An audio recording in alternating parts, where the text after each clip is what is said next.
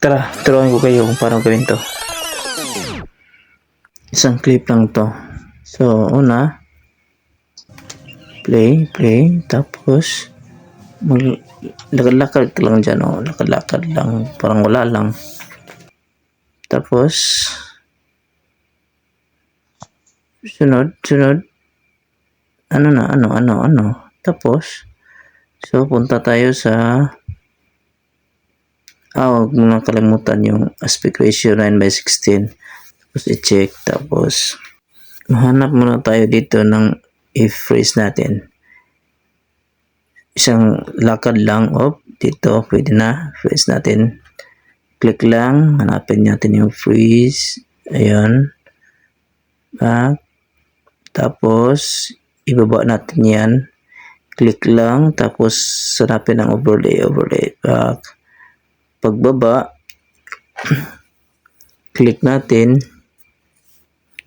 tapos, hanapin natin yung remove BG, auto removal, ito kasi naka-free tayo, so, after that, so,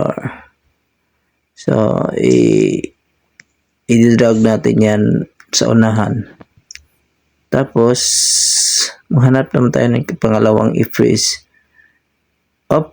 Mukhang dito, yan. Tapos, click lang. Hanapin ulit yung freeze. Tapos, ganun pa rin, i-overlay natin. Overlay, tapos remove BG again. Parang ganun lang, ulit lang to. Tapos i-drag naman natin yan sa unahan. Tapos may dalawang clone na tayo. Tapos maghanap na naman tayo ng pangatlong clone dito. So maghanap naman tayo ng freeze. Okay, tapos overlay na din yata, ibaba. Okay, tapos ganun pa rin, remove BG, auto removal, check, drag sa unahan, and then last, mga 4 siguro na clone na itong kanon. Sige, pwede yan, dito na, dyan na. Hanapin natin yung freeze.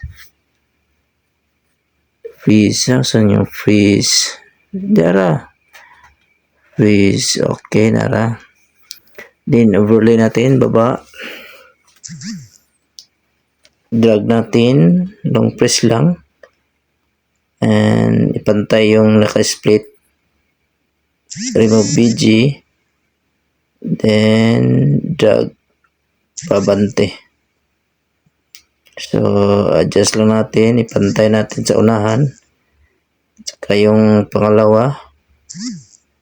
Kasi pangatlo ay pangdalawa. Saka yung unang overlay. And that's it. Ayan, pwede na yan i-export. Kaya na bahala maglagay ng anong sounds, background music ang gusto niyo. So, huwag kalimutan like and share, follow and subscribe. Thank you.